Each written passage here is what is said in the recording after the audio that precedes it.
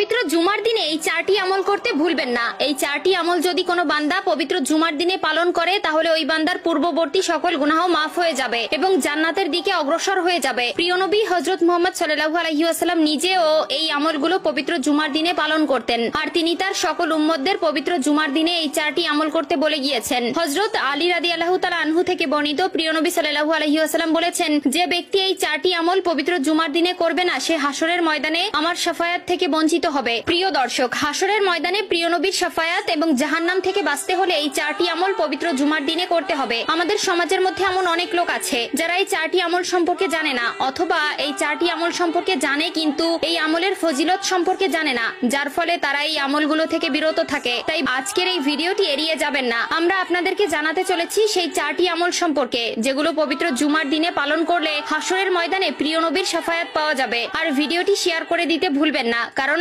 আপনার একটি শেয়ারে আরো অনেকে এই আমলগুলো করার সুযোগ পাবে, আর তারা যদি এই আমল করে সওয়াব অর্জন করে তাহলে সেই সওয়াবের ভাগীদার আপনিও হবেন। তো চলুন শুরু করা যাক আজকের এই ভিডিও। পবিত্র জুমার দিনে ইসলামে একটি বিশেষ মর্যাদাপূর্ণ দিন হিসাবে গণ্য করা হয়। এই দিনের ফজিলত ও গুরুত্ব কোরআন ও সহিহ হাদিস দ্বারা প্রমাণিত। আল্লাহ তাআলা পবিত্র আল কোরআনের মধ্যে বলেছেন, সবচেয়ে উত্তম দিন হলো জুমার দিন। এই দিনে আদম আলাইহিস সালামকে সৃষ্টি করা হয়েছে, এই দিনেই তাকে জান্নাতে প্রবেশ করানো হয়েছে এবং এই দিনেই তাকে জান্নাত থেকে বের করে দেওয়া হয়েছে। প্রিয় দর্শক, জুমার দিনে এই চারটি আমল করলে সেই বান্দা মৃত্যুর পর সরাসরি জান্নাতের দিকে অগ্রসর হয়। এই চারটি আমলের ভেতরে প্রথমেই রয়েছে জুমার দিনে সময় পেলেই প্রিয় নবী হযরত মুহাম্মদ সাল্লাল্লাহু আলাইহি ওয়াসাল্লামের নামে দুরূদ পাঠ করা। হযরত আলী রাদিয়াল্লাহু তাআলা আনহু থেকে বর্ণিত, একদিন এক সাহাবী এসে প্রিয় নবীকে বললেন, হে নবী, মৃত্যুর পর হাসরের ময়দানে আমি আপনার সাথে থাকতে চাই, এখন আমার করণীয় কি? তখন প্রিয় নবী তার উত্তরে বললেন, তুমি দিনের ভিতরে যতটুকু সময় পাবে সেই সময়টুকু আমার নামে দুরূদ পাঠ করবে। প্রিয় দর্শক, আমরা যদি দিনের ভিতরে অবসর সময়ে প্রিয় নবীর নামে দুরূদ পাঠ করি তাহলে হাসরের ময়দানে আমরা কখনোই তার সুপারিশ থেকে বঞ্চিত হব না। 2 নম্বরে যে আমলের কথা বলা হয়েছে তা হলো